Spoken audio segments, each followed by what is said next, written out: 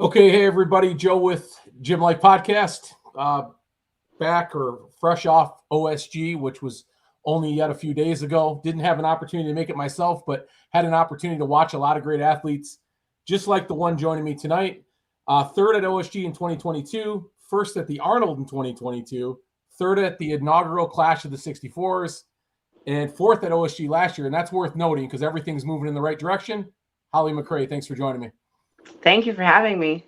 How exciting is this for you right now? I'm not sure it's set in yet. Yeah.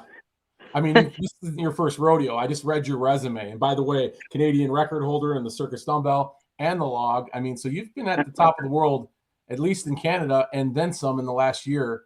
So this isn't a new experience, I wouldn't think.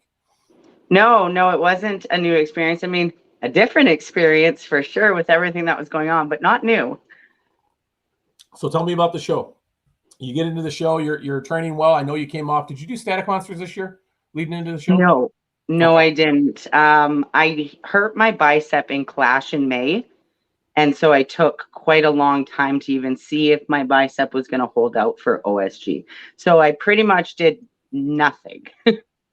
Yeah. How'd you hurt that at Clash? I picked up the 300-pound stone, and as I was pulling it to my lap, I heard a pop. Oh wow. Okay. I didn't pull it off or anything like that. I think I did like a grade 3 strain in the bicep belly. And so I just kind of let it rest and hoped for the best. Did you feel some twinging in that when you first came back? I say this because I'm like relating to you right now. That damn sandbag got me like about 4 months ago. And it seems like every time I try to pick something up right now, I don't know if it's in my head or not, but I feel it, you know. No, any sandbag picks or stones, I still really feel it.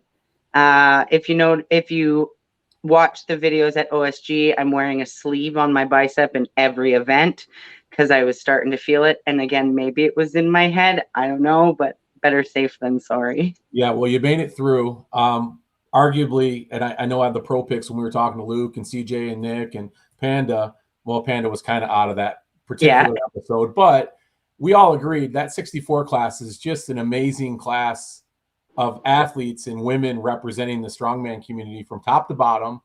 It was really hard to find weak points there. I know there were 15 or 20 that could have easily made it to day 3 or day 2 in this case. Do you think the events, the way they changed there at OSG because of the hurricane, having to go to day 1 and then over just immediately to day 2, doing 4 events to 3, do you think that changed anything ultimately with the way kind of people moved into that third day or second day? I think anything's possible in strongman. Yeah, true. I mean, you can prep as much as you want to prep for it, but I mean, nobody has any idea how it's going to work. Yeah. I'd have to say slightly, it may have even been better because we ended up with an extra day to refuel ourselves after a cut. True. So if you were smart about it and you rested and relaxed and, properly refueled yourself, you had the ability then, right, for those 4 events. I'm used to competing 6 events in a day. So I would say that, could it have changed anything? Yeah, well, probably. Yeah, I guess you're right. I mean, it's maybe a silly question. I know kind of the thought process going into OSG with that 3-day opportunity. Maybe it's more about, just having those perfect 4 events kind of fall into your lap to allow you to get into day 3 in a really tough class. In this case, condensing it down, it probably made little difference. Although I think with your water cut and what you mentioned there, for some, that probably played a bigger part than others, I'm sure. Yeah, there were, like the farmers, they cut out the first 2 light ones. So I think that definitely could have hurt potentially people who weren't sure if they were going to get the heavier weight and things. The sandbag, I think it might have been almost easier because we didn't have to waste our energy on the first sandbag and just go right straight to the 4th. But I mean, us 64K didn't have the mat, so then it ended up really slippery. Yeah. I think they did the best they possibly could with what they were given. And every athlete we all rolled with it and we just tried our best to do what we could. I think it was an absolutely amazing job that Lynn did in making sure that show went off without a hitch, despite all the circumstances. I think we all appreciate that. I have no idea how we did that. Yeah. A lot of help. I know there's a lot of people down there lending their hand to it. I talked to Don with ADL. He jumped right on board with the live stream, and I mean, just really cool. And of course, the setup was wonderful. Just watching it, that whole perspective. And again, I wish I was there. But before we get on to all this strongman stuff, you know, I wonder to myself, why is it that I've never had Holly McRae on my show? Because I want you to know, I'm a fanboy. I appreciate everything you're about. Your boulder delts, you know, your bowling ball delts always catch my eye in every Instagram. You love adventures. I love adventures. You love socks. I love socks. And you earn your booze, and I earn my booze too. It's you like, want to I see don't know something whether or not I want cool? to party with you or compete with you. I'm not sure. There it is. What does that one say? It said, oh, go ahead. Maybe protein, maybe bourbon. Yeah, I'm with you. I just got this in the mail from Lori from Ontario. She's another 64 girl, and she goes, check your packages today. Merry Christmas. And I was like, what? Listen, that was the coolest thing. So yeah, I'm a very big earn your booze kind of girl. Well, I looked through all your Instagram and not for the first time, but I refreshed here today, and your adventure section shows a lot of shotgunning beers and enjoying yourself and having fun. Which you're Canadian, of course, you're supposed to do that. It's a part of your heritage, I think. Kind of the strange brew thing, right? It's all about Doug and Bob McKenzie up there. Yeah, I'm super northern too. So I'm like right on the border of Minnesota. Oh, wow. Okay. So I pretty much live around mountains and lakes, and we're always outside. So, I mean, yeah, Friday night is like cow tipping and some beer. And it is so beautiful up there. God, it's so gorgeous. And I get up to the UP, of course, so it's a little bit similar to maybe the territory that you're dealing with. But let's talk about your strongman days and how you got into, well, this great sport of ours, right? I mean, what brought you to this craziness of strongman? Where did it all start for you? I was always a competitive, I guess, athlete. I was a figure skater for 12 years on every team during high school and stuff.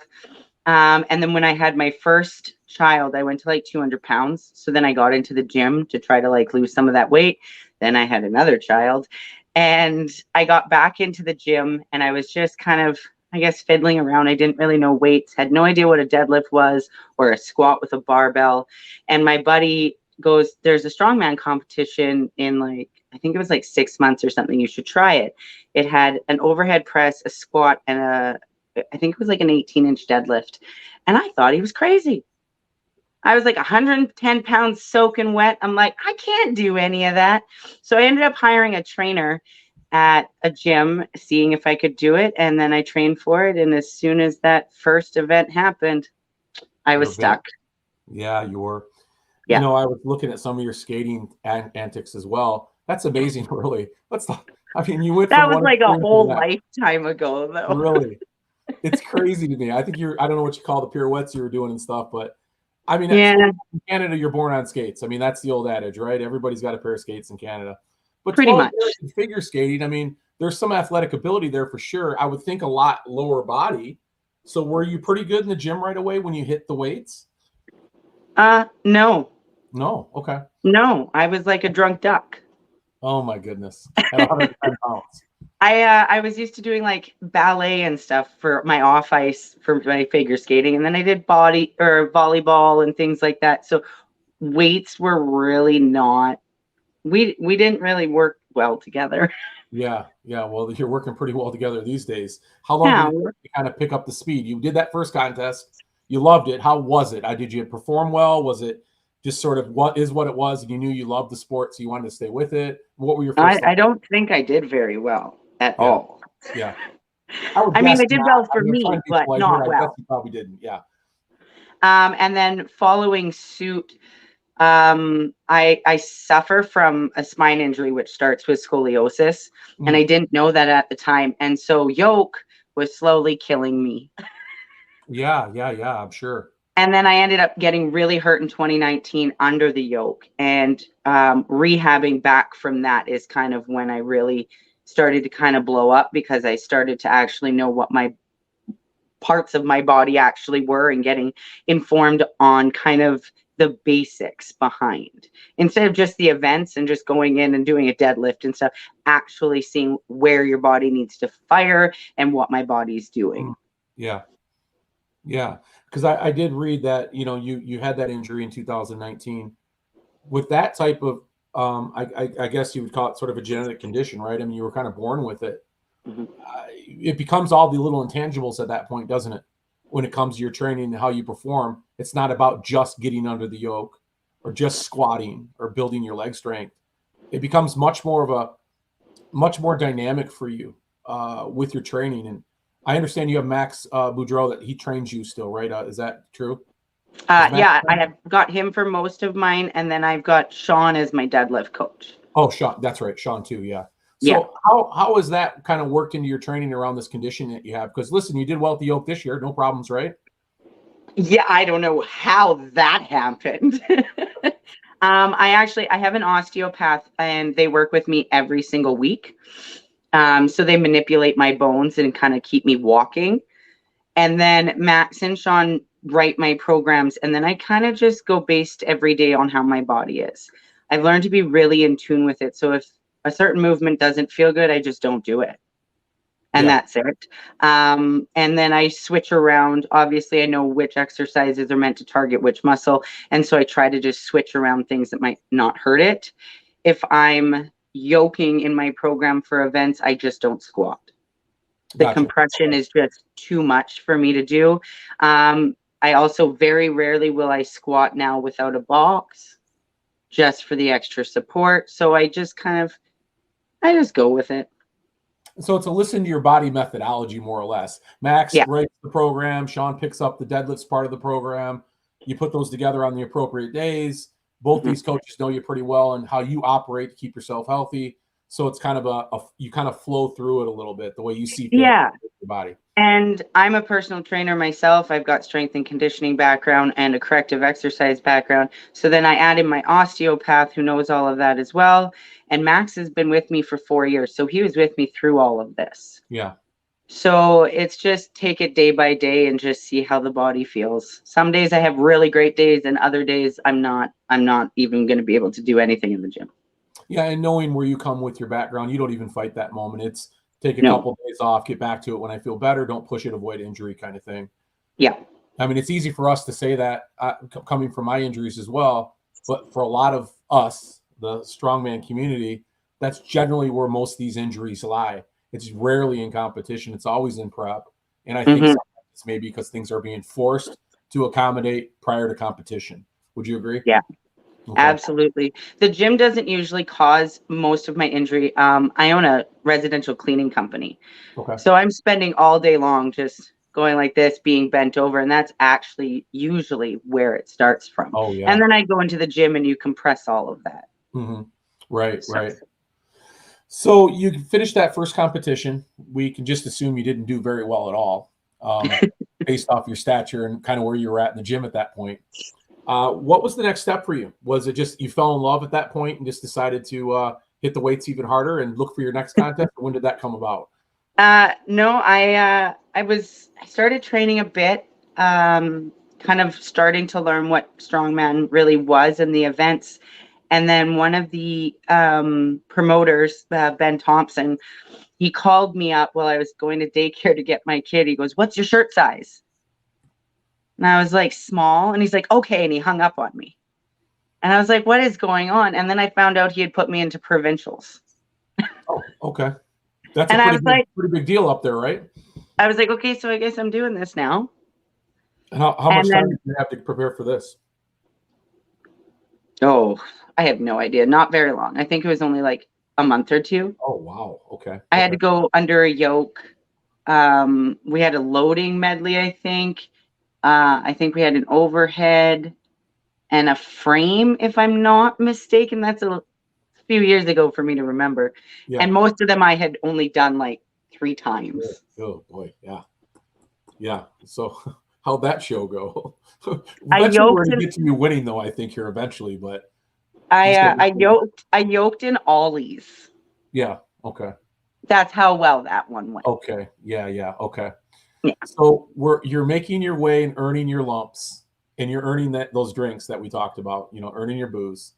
You're moving through your strongman career at this point without being paid, of course, because we never make any money doing this stuff. But you're loving the hell out of it enough to start moving through your competitions. You said you picked up Max 4 years ago. That would be a year prior to your injury, right? Approximately or so? Roughly, I think I think it was 2018 Nationals. I came dead last, and he became my coach right after that. Yeah, yeah. Wow. I mean, listen, that makes the story even better as far as I'm concerned. I was really mad about that, and I swore it was never going to happen again, and it has never happened again. No, your resume now is straightened up pretty well, but dead last, that would discourage a lot of people from even coming back. Yeah, that was hard. You. I was really actually quite sad to come home and have to tell my kids that mom came last. Yeah. That was pretty much the hardest part about it. And so then I was like, that's it. That's never happening again. Never again. And then Max ended up moving to Thunder Bay, and I've stuck with him since. Yeah, because that's both him and Sam are there, and that's not too far away from you. Now that I think about the geography of that, you're right there, aren't you? Thunder Bay area then. Yeah, I train in his gym. Okay, great. Yeah. Okay, that worked out really well. I mean, you got one of the best guys on the planet, and obviously one of the best women on the planet now. You've got quite a little strongman group up there by the looks of it, all world class. I could be really wrong on this one, but I'm pretty sure there's 7 or 8 pros in this city alone. Wow. We have the largest strongman city, I think. A cool road trip would be up just to get up to Thunder Bay and hang out with all you Canadians for like a week. I couldn't think of a better thing to do. It'd be pretty interesting. It depends on if you know how to drink. Oh, that's my best event. I don't know if you know that or not. Yeah. Well, see, now we can be best friends. I think that's my best event. That's my best event by far. I just do this strongman stuff because I'm okay at it. I'm a better drinker by far. So you get with Max. You have that injury in 2019. You recover pretty well from it. When was your first contest back, and how did you perform? And was there any issues that you felt like long term, like, man, maybe I just can't make it back from that injury? Was there ever that point for you? I know it happens to a lot of people. It happened to myself with my hip. Like I'm going through these moments, even leading up to OSG, when I was supposed to be there, and I just wasn't recovering as quick as I'd like. It was a real setback moment emotionally. I mean, did you have those moments as well coming back from your injury? I still have those moments. Okay. Because there'll be times where it flares up, and then I'm, down and out for a few weeks, and I'm like, well, maybe this is it for me. Right. I took the summer off in 2019 to just relax, and I ended up dating a very large strongman who kind of pushed me to try it again and to keep going and and he kind of told me all about his injuries and stuff like that. So it kind of gave me a little bit of hope. And then I went to Nationals and won. Yeah, that's Storybook, right?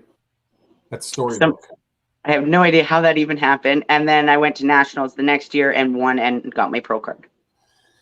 Yeah, wow. Did they do something to your spine when you went in there? I mean, did they insert some gamma radiation or, some hydraulics? I mean, what's really going on with you? I got my heart broke. Yeah, that's all it took. That's all it took. Oh, I hear you. That's all. And then I dove into myself for the last 3 years, and that was it.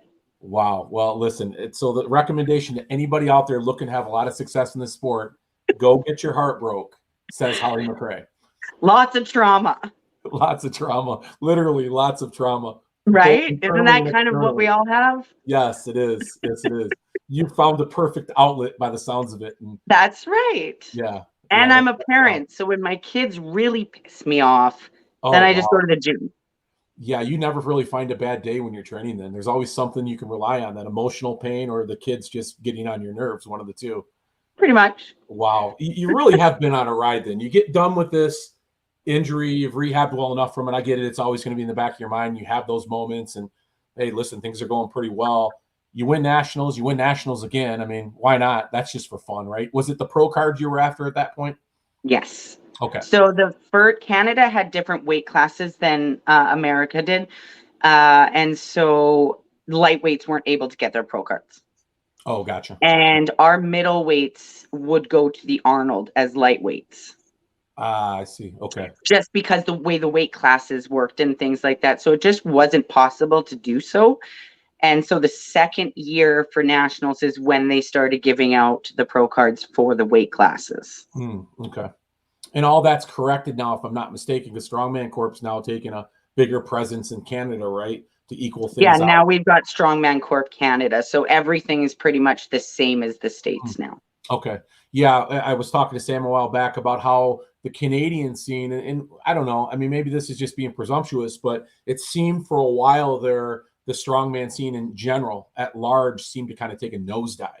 You know, then along comes Mel and Sam and you know, and Max, obviously. And of course, you can get back to the other guys that were there long before, but that's really kind of the new generation, right? As you guys kind of are moving up and through. How's the scene there now? Growing. Yeah. It's we just had Strongest Woman in Canada and Nationals, and then the Record Breakers a few weeks before OSG here in Thunder Bay. Max and Sam put it all on, and it was huge. It was awesome to see everybody come together finally. It was pretty nice. So I think it's definitely just going to start growing from here. Yeah, and that was from all corners of Canada, or is it difficult for a lot of you strong men and women from Canada, from as large and as vast as that territory is, to sort of find yourself in these places where you can all compete together, or is that not so much an issue at all? Well, I mean, it is an issue, but not. I think Strongman Corp is going to be putting it on in different parts of Canada each year. Okay. So to try to make it as fair as possible, so then everybody will have to travel at some point in time and stuff. There's only so much you can do when, Canada is quite large. Yeah. I mean, our province alone, Ontario, takes, if you went from one to the other, it takes over a day and a half of straight driving to make it through the whole province. Right. So they'll try their best for sure.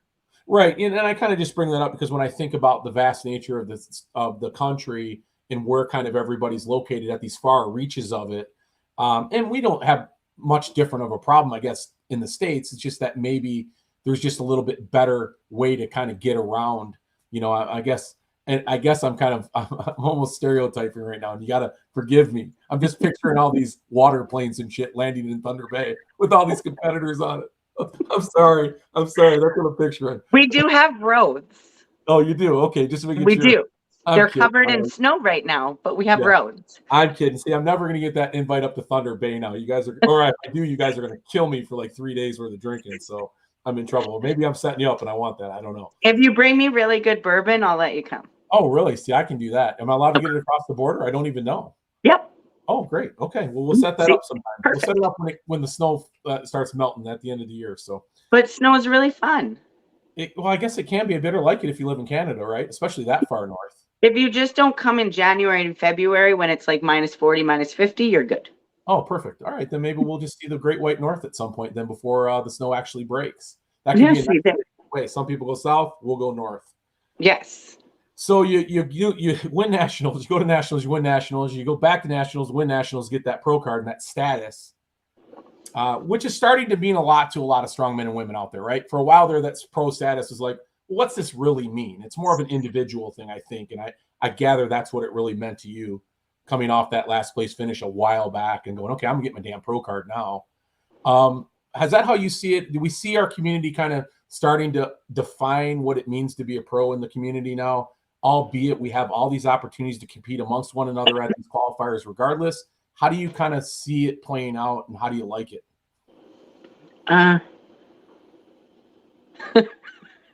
This could go two ways. Okay, I can't wait. This is what I like to do. Yeah. Oh, great. I personally, I mean, it took me a long time to earn that pro card. It meant an awful lot for me. It kind of just was an individual thing to make me realize I'm not an imposter. I've put in the work. Yeah. I understand the scene. But even when I got my pro card and then going to the international shows, that was a whole other level playing level. I don't know if I would say that I was fully prepared for something like that. So getting your pro card doesn't. The quality of strong women, right? The quality. Yeah.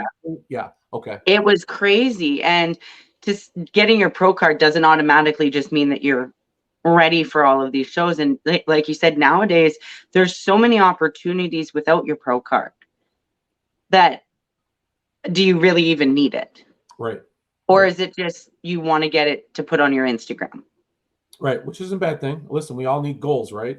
Right. Yeah. And so I think there's, I don't know. I don't know if you really need it to do all of these shows anymore. Well, I also think maybe there's an evolution going on here, because you kind of just said it.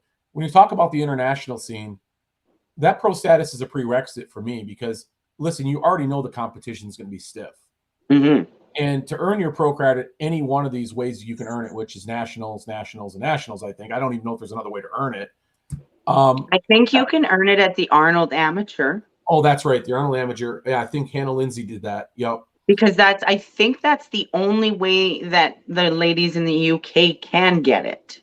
Oh, gotcha. Because if I'm not mistaken, I could be wrong. Yeah, you might be right about that. I mean, I think it's the natural evolution of our sport, right? Because consumers look at it like that. If you were a spectator or a consumer wanting to appreciate our sport, we recognize athletes all across the board in all different athletics as pros and amateurs. And that's how we kind of gravitate towards them. And that's kind of how we watch them. I don't watch amateur baseball. I watch professional baseball, if I like baseball, which I don't. But that's what I'm getting at. I wouldn't watch – I mean, I might watch college football. Maybe that's not a good analogy, but I think you know what I'm trying to say. I mean, but you watch OSG, and those are amateurs and pros. I do. So I still think there's a place for the qualifier. I still think it's a beautiful thing, because the qualifier allows us to fall in love with these unknowns, which I think is great. So I think there's a place for both. I just think that as strongman kind of clears its path a little more through the public, that we need to have more pro-identified shows. And I think both USS and Strongman Corporate in the States is doing that now. I think, and of course, Clash has kind of set that up, right? Because you can argue anybody that makes the Clash. Well, I think you can argue that they're pro. I think you could. Yeah. Clash is definitely a tough one.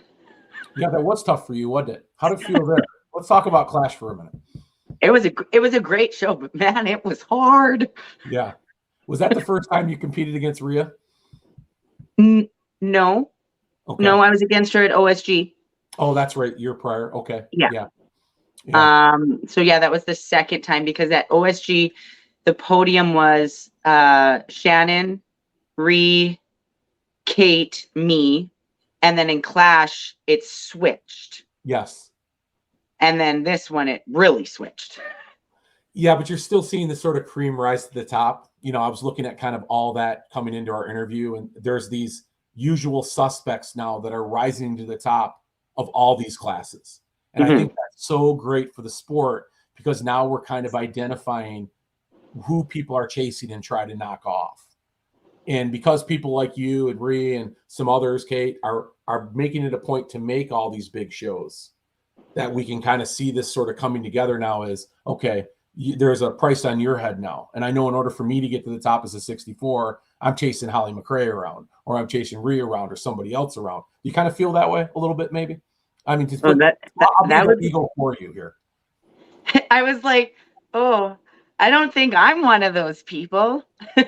You kind of are, right? I'm just little old Holly. Right. I would have to say, I guess, yeah, you feel that way, but I feel that way. So going head to head with Rhea on the yoke, it's like, oh my, I get to go head to head with her. Are you kidding me? So I guess, I would assume that, people who are maybe just starting out, or kind of maybe that was their first year or something like that, I could see 100% them putting us as like those top people they're trying to get for. But we have that too. Yes. Yeah. Or at least I do.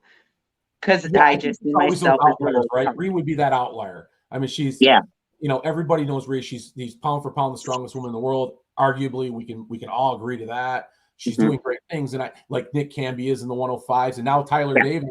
If you look at the 90s, I mean, he is the guy now, right? I mean, there's nobody on the planet better than him, and he's proven that time and time again through all these competitions, just like all these top podium finishers like yourself are doing. But we need that in the sport. We need it. Yeah. Because that's what makes it exciting for the younger generation, the new generation, not necessarily younger all the time, But this new crop of strong men and strong women coming up, we need to have these sights set. I want to be Holly McRae someday. I want to beat Nick Canby someday. I want to take down Tyler Davis where he's competing. So I'm just making that point because I think we're in a real cool paradigm right now with what's going on in the strongman community.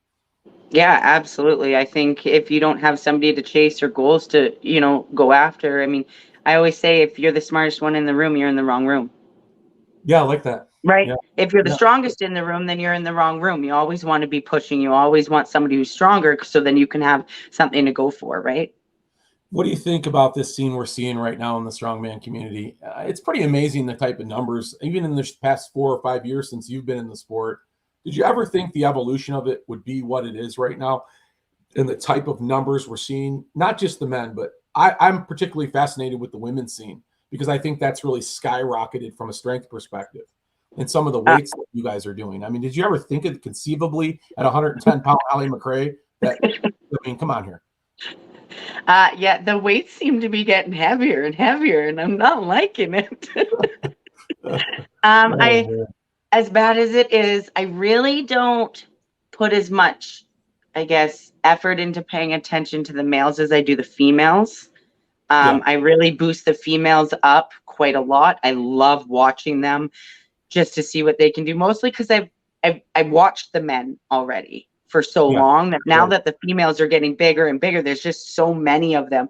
I mean, our weight class had, I think it was like 35 lightweights. Crazy. Yeah. 35. That's insane. Yes. Yeah. And it seems to be, and it's not just the women, even the men's had crazy amounts of athletes in it. And to know that there's that much talent in like one building it's pretty awesome. It really is. What do you attribute that to the women's scene? I mean, I have my reasons, right? I think CrossFit plays into that big time right now, especially stateside. What we saw at Rogue was just, oh my God. Can we just give a moment of silence and thank Rogue for what they're doing for the strongman community right now? That was a pretty awesome thing to watch. Oh my goodness, what a spectacle that was. Oh, I just can't get over it. Such a wonderful thing to see. But what do you attribute the growth in the women's side of the sport? Is there any indicators for you that you say, you know what, this is a pretty good reason why?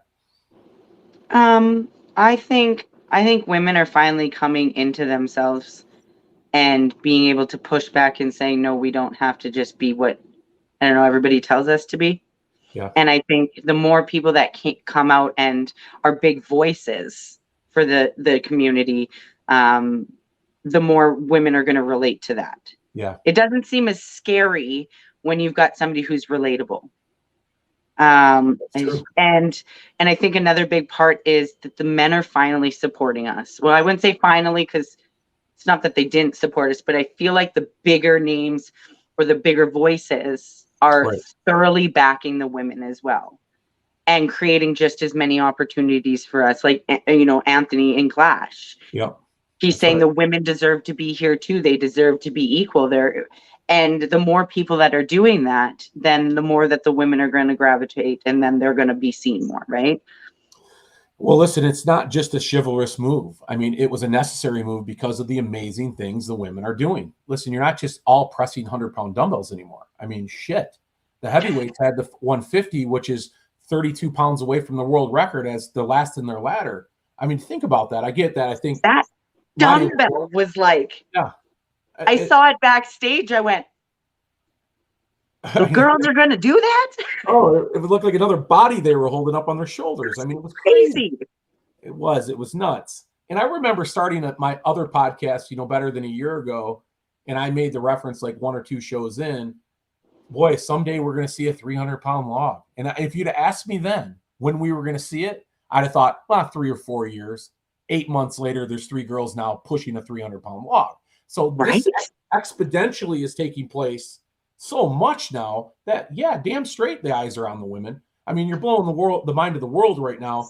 And that's why I think your shows are equally as exciting. And I love the standalones. I think we need to see more of those because we can make you women a household name. And I think there's so much bigger audience there for you, not suggesting the guys, but because you guys are a smaller pool of athletes to all be bigger stars is what I'm getting at. Yeah, it's pretty neat. I didn't think that I would see this when I started.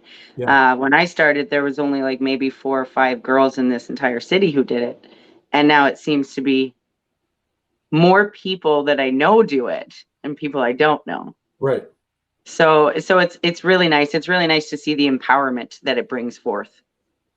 Well, you're in the wrong city because you can't just stand alone in that city. I mean, we got to move you now. You got to go somewhere where there's not like a strong woman of your caliber and you can be that top dog, right? I mean, I look at Thunder Bay now and I'm just amazed by the athletes up in that area now that I know that you're from there.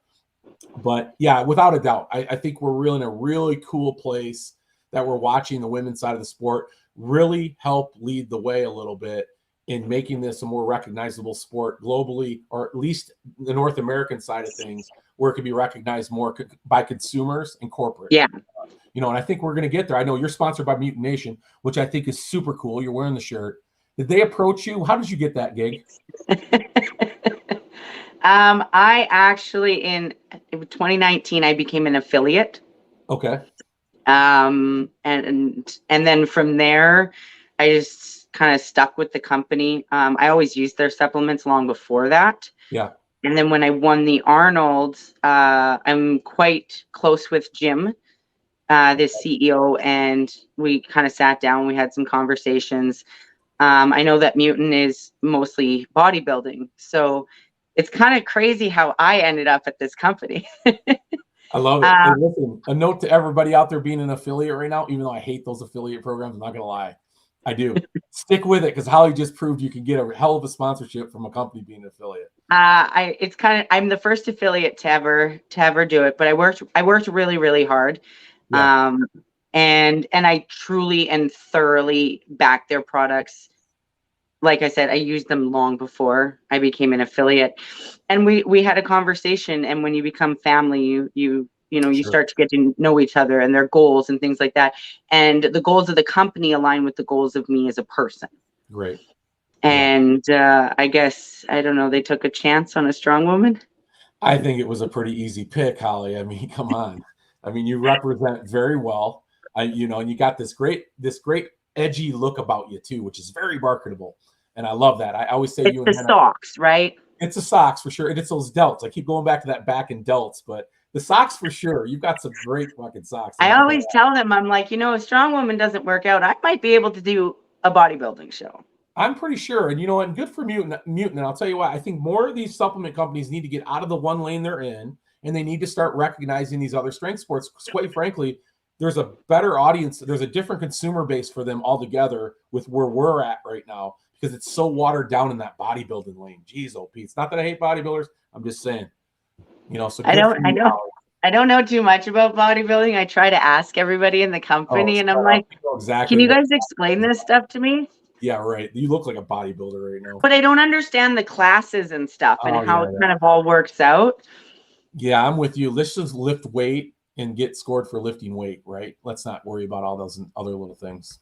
I really like pizza, so I don't know if I could do that prep.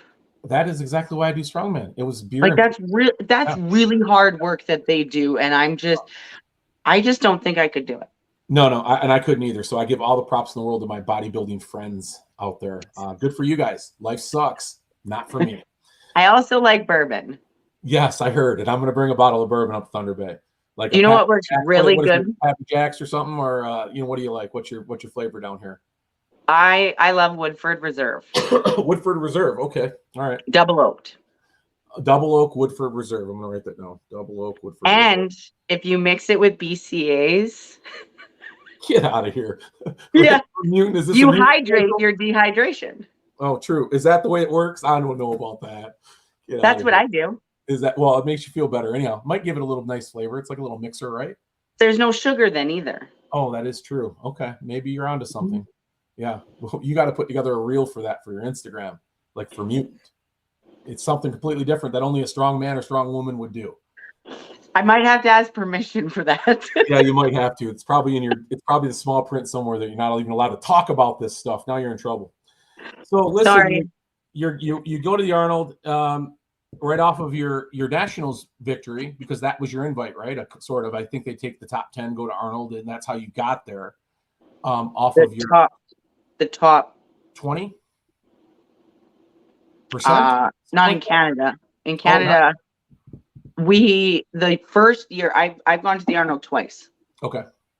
So the first year, I think it was just the first place. Gotcha. And it was all before COVID. So like you start to forget things. Yeah, truly. It was like a lifetime ago already. And it was like a year and a half ago. I know. Yeah.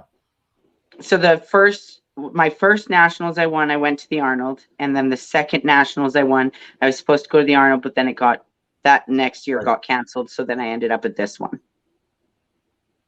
And just thought, well, I'll just win it while I'm here, right? Just might as well start putting it on my resume. It was the very first show I had ever said I'm going to win. Really? Wow. You called it. You called your shot. I never, ever put a goal like that on myself. Even this OSG, it was, I'll be happy with top 10.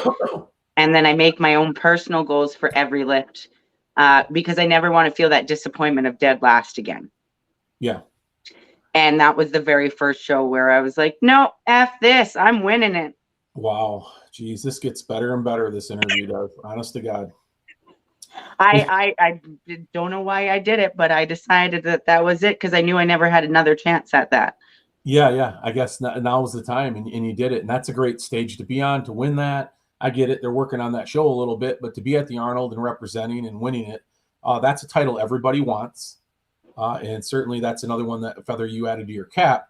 What would you consider your best event, Holly?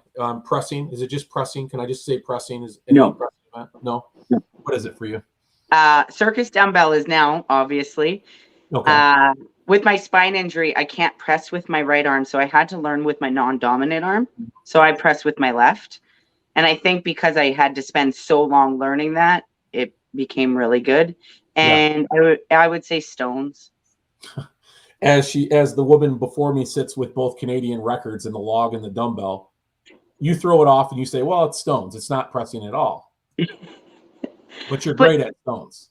But the circus dumbbell, I mean, I hold the record for that. I did just hit the Canadian record, almost hit the world record. A little salty about that one. Yeah.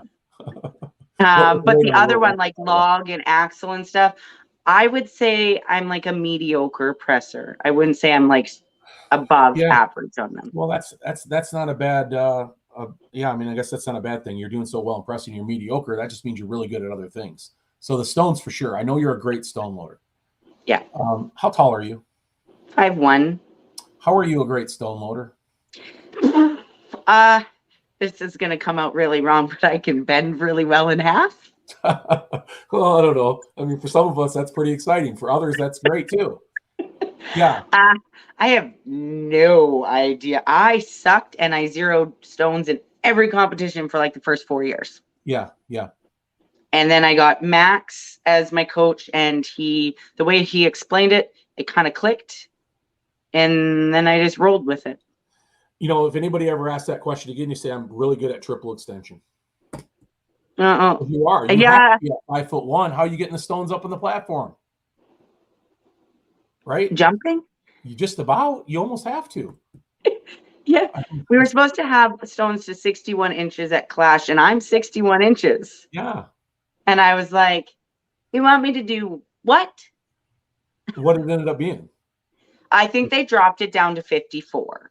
Which is still, I mean, it's up to your chin. I mean, you're getting that pretty high there. I get it. Generally, it's a pretty decently or manageable stone that you probably could shoulder all the time. But from a technique perspective, being a shorter stone loader, there's not a lot of margin for error there.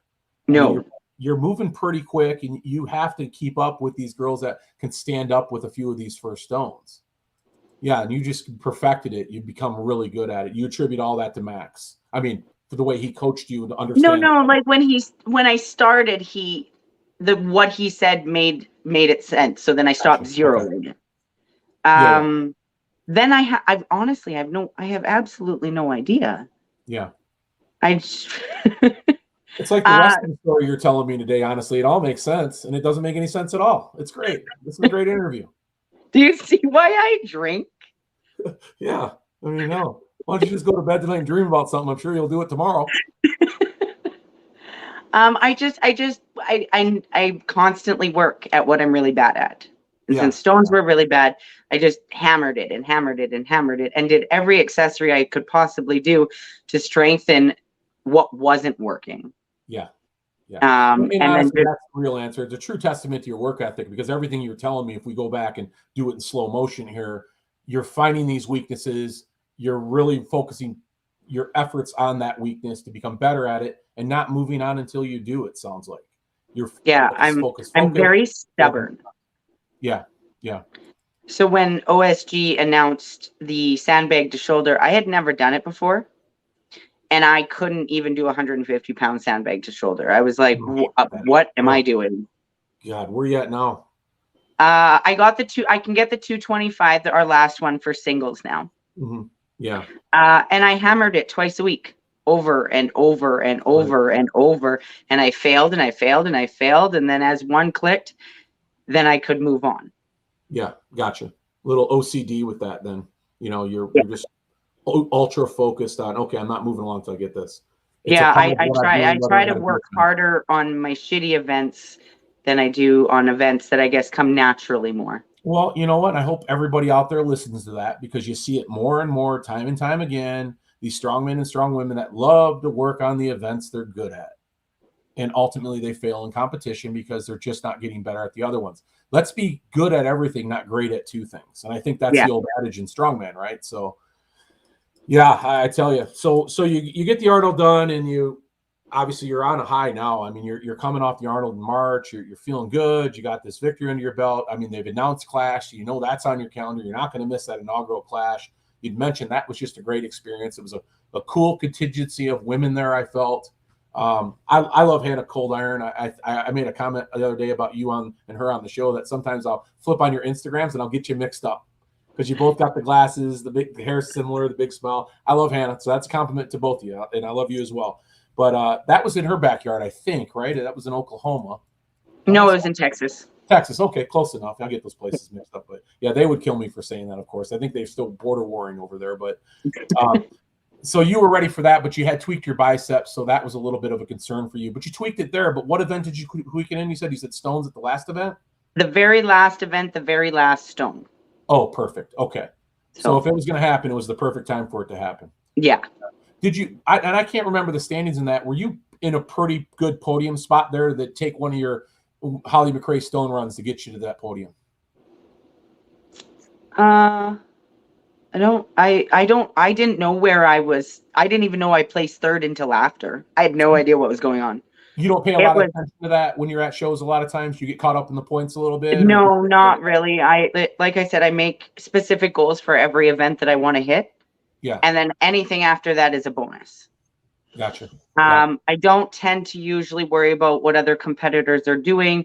I don't usually even watch what they're doing.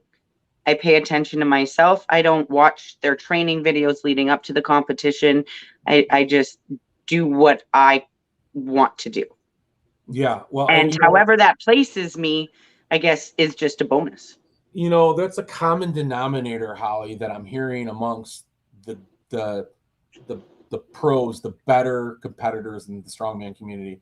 They pay little mind to anybody else. They honestly don't even watch the competitions they're part of. Even Nick O'Hare said it to me the other day. He says, well, don't even watch the competition because you just get your heart rate up. You don't need to do that because you need to rest between events, which was a great point of view, I guess. I never heard anybody really say it like that, but it makes sense. But it's just staying within yourself. And it seems like all the great strongmen do that. It's less concerned about the event. I'll watch the replay when it's over. I'm going to stay in my lane, stay within myself. It's about me. Let's not think about the points and get the job done. I watched to cheer on the girls. Like after me, I usually can't keep reps or anything in, but because I know them almost all of them now personally, I really, really want to see them do really well. So I'll stick around to cheer them on and stuff, but it's not me sticking around to see how many they're going to get for my next or whatever the case may be. Fair enough. Yeah, no, that's true, because you guys do have a pretty tight group in those 64s. I would hope that, I'm pretty sure that we all get along. Yeah, that's not what I hear. I get all the dirt behind the scenes. I can't share any of that with you, though. I hear there's a few that don't like each other. I'm joking. Well, I was just trying to share that information with me. Start a scandal. Holly McRae, nobody likes you. I like all of the 64s. I'll put that out there. Yes, and I think it's across the board, the 64s. I'll say that about everybody. Panda, of course, it says that, without even being asked, that every one of you girls are on speed dial for every one of you girls if there's ever a problem or an issue, or something to talk about, or training, or personal, or other. So I think that's really, really cool. Despite the growth of our sport, we still have these very close classes of people, and we may not see that forever. Let's face it, this sport's going to get big, and there's going to be different people sort of gravitating towards different people, but the sport's still small enough to really appreciate the family nature of it, I think. I'm going to hope that it at least stays somewhat like that, because that's, I think, part of almost the reason why you'd want to almost stick with it. It's, yeah, competing is fun, obviously, and, you know, lifting the weights, but you get to see it's like you get to have a family reunion every couple months, right? And then you're like, I get to see my friends. Yeah. Another reason to really get excited about competing. And that's why I love about watching the social media when you guys all get together at these different events that I would love to be at. 2023 is going to be a better year for me in getting around to meet all you and see you in person. But I really love that aspect about it as well. And I think we saw it at OSG on a different level, because you're able to interact with these international competitors that you wouldn't otherwise see. Well, of course, with the Clash too, but so let's talk about that. So we're going to kind of finish this interview and let's dive into your third place in the world. And arguably, I'm looking at all your stats in front of me. Yeah, you are the legitimate podium finisher in the world right now. I don't think there's any argument that in any competition for any of the 64s, Holly McRae would be put on that podium in every pro pick that we'd ever do. So talk about OSG for a second. Going into that show, was there any thought in your mind, I am just way outmatched here by these girls, because there were some monsters in that class? I can't say that I would say that I'm outmatched. It took me quite a while to finally not feel like an imposter, and I definitely have to say that I can now ride with the best of the best, and I would like to think that I'm one of the best of the best. Yep. But I didn't train a lot leading up to it for the last 2 weeks. Being a mom of a teenager, my life is devoted to my children, and they always come first. So I wasn't really in the gym as much because my central nervous system was being fried as a mom. So I didn't want to overload myself. Yeah. So I wasn't really quite sure how it was going to go. I was just kind of rolling with it. And then, you know, flying into a hurricane and going by myself, I was like, well, it'll be one hell of an adventure. And we know you like adventures. Yes. And I just kind of went with that. I knew if I stressed out about it or anything. And like I said, I don't really pay too much attention to what the other girls are doing and lifting, like I do to the point where I want to support them, but I don't fixate it or anything. So I just was like, let's go have some fun and see what happens. Once again, in Holly McRae fashion, let's just see what happens. And then all of a sudden you're on the podium. When you started that day one, Viking press, was that a decent, where'd you finish in that? I think I was tied for, no, I think I got fourth. Fourth, okay. So pretty good start, yeah. I wasn't expecting that many reps. That was pretty crazy. I wanted 5 to 10, and I think I got 14. I think everybody enjoyed that Viking press. I think everybody got it in their head that it was going to be a lot heavier at the point, you know, at that point of contact, right? That everybody talks about how heavy is it at the handles, and it seems like everybody did pretty well. And I don't know if the adrenaline was just flying, but the whole contest from top to bottom, men and women, seemed to really have fun with that Viking press. I actually stood on a scale in the gym at the end of the Viking press to weigh exactly what it was at the hands. So I was hitting in training. I mean, our weight was 165, and I was hitting like 185 for 6 to 8 reps. Oh, geez. So you were right there. You knew where you were going to be. Yeah. So I knew it wasn't going to be that bad of an event. I wasn't just dipping into it, though. I was resetting everyone. And so when Lynn said we didn't have to do that, I was like, well, this is so much easier. Yeah. Okay. So that was a bit of a change at the end, right? Because the rules said that was not going to be allowed, but okay, fair enough. Right. And so nice then everybody for hanging out for a couple days there. So that's good. Yeah. So that ended up, I think that's what helped push that number up so high. Or maybe the adrenaline. I don't know. You never know. It was also a different Viking press than we have. Ours is a lot wider. This one was here. Oh, okay. Yeah, that makes a big difference for me too. When I get a little narrower, I can really get some tricep power popping on that. Yeah. And a lot of front delt that I normally wouldn't get out here. So farmer's walk, so they lightened that up. So that had to have been nice. I mean, geez, Pete's, because Luke kept saying, no, this farmer's is going to bite people. It's going to bite them. They didn't lighten it. Well, you said it, but they took out a run though, right? It was just one. Yeah, but then they picked the heavier weight. Oh, they did. Okay, my bad. I thought they took the lighter weight in that. No, That was did you an get all right? awful event. Did you do it? I didn't watch your farmer's run. Did you? I'm sure you got it. I did. I got like 18th or something on it. Oh, geez, you almost shit the bed there, didn't you? Oh my God, Holly, I can tell you're going to be working on that farmer's walk all next year now, right? I don't know what happened. I was like, well, I finished it. Yeah, I guess, right? I mean, you did pretty well in the Vikings, so that gets you by a little bit. Thank God for readjusting points on the second day, I guess. I think everybody appreciates that.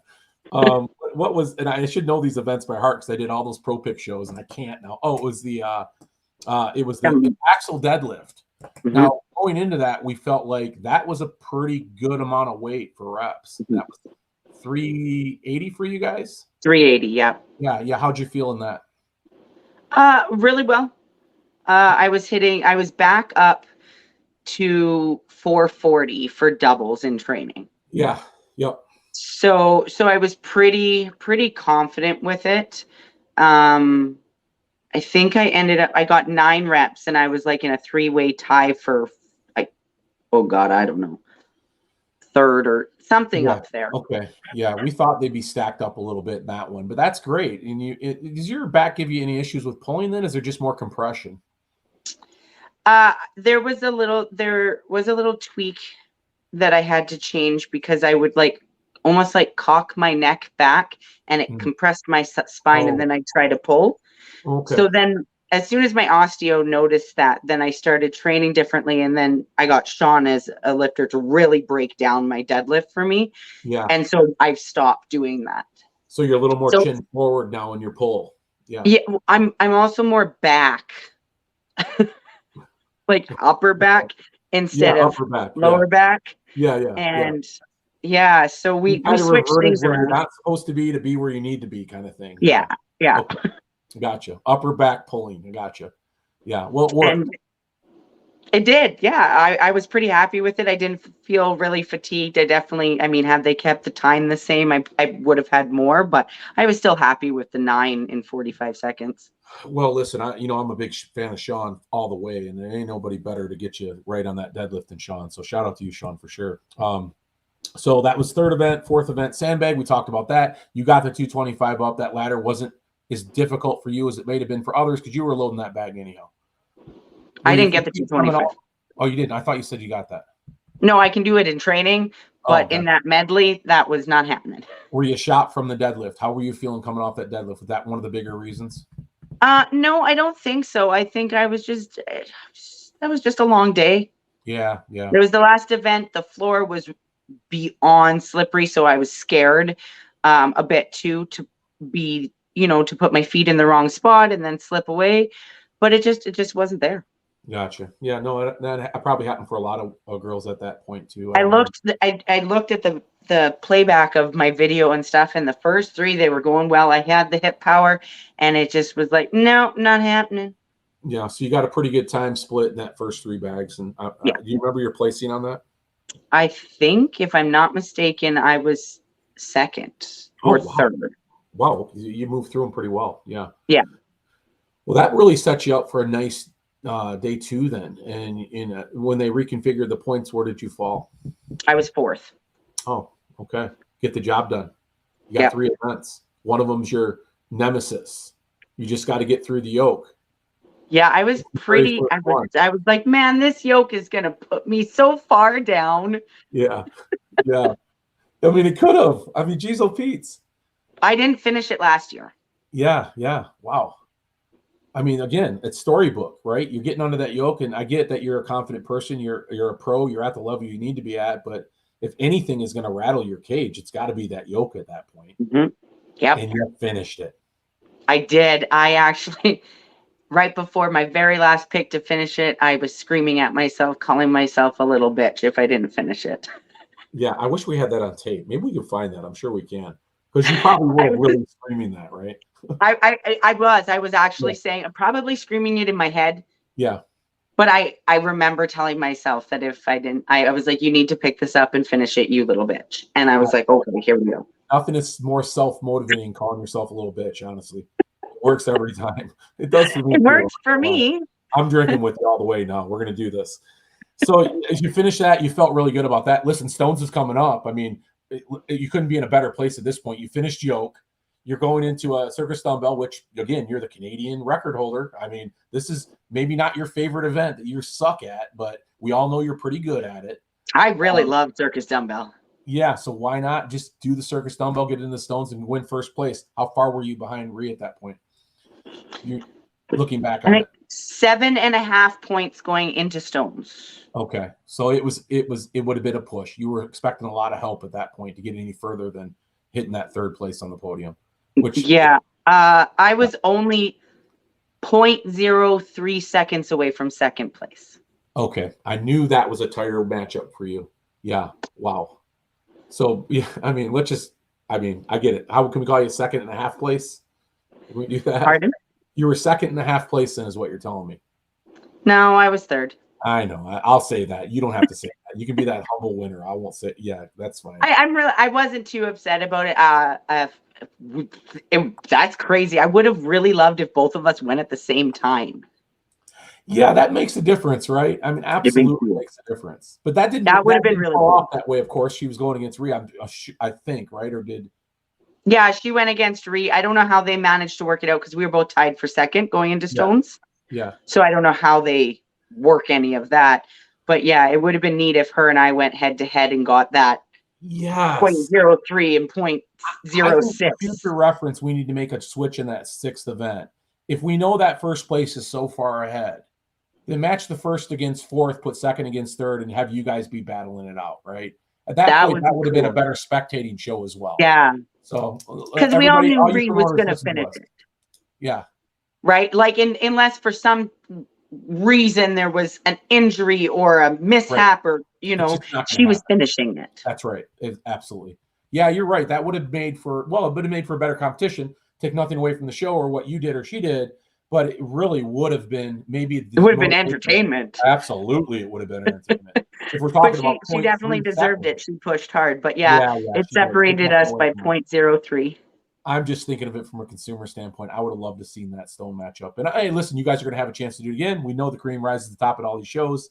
And now we know that you're going to break down that Stone video 1,000 times and go, where did I lose the Stones at? And once again, no, you're not going to do that. Good. Glad to hear that. Don't care. I'm happy. I did everything I possibly could. And that put me in third, and I earned third. And I think that's fantastic because you are third in the world, Holly. Mm-hmm. Officially. And nobody can dispute that because your record and your resume speak for itself. You are by far one of my favorite strong women and always have been secretly from afar. And that. Well, now you can't be afar. Now you got to be closer. Well, I know. I'll get up to Thunder Bay. We're going to figure this out. I want to get up there and see Max and Sam anyhow because I've been meaning to get with Max. Oh. No, I'm not saying that with you. I'm saying it just be a fun experience. You'll probably get sick of me after a day anyhow. So I'm going to have other friends up there, for God's sake. It's okay. I get it. Max and Sam are pretty awesome. You probably can't keep up with me anyhow. You're too much of They don't drink bourbon, though. Oh, boy. We'll get them. Everybody shitty then. Yeah, we'll get your whole town shitty. We'll bring up a case of that bourbon, and we'll be laughing all the way. Hey, Holly, thanks for joining me today. This has been a lot of fun. I've been really looking forward to doing this with you, and definitely we'll stay in touch, and hopefully we can make that trip happen because I'd love to bring some cameras up there and just see that bunch of Canadians just do what you guys do best. Walk around. Oh, you're welcome anytime. Yeah, it sounds great. We'll drink. We'll throw stones around. We'll make snow angels. We'll do all that fun stuff up there. And I don't even have to take. How do I get into Thunder Bay? Do you fly in there or do you snowmobile in? It depends on if you're going to come stay in our igloos. Oh yeah, that's true. Good one, Holly. We'll end it on that. That's perfect. Yeah, if I stay in the igloos. Well, thanks for joining me today. I appreciate it. Thanks for having me. All right. Happy holidays.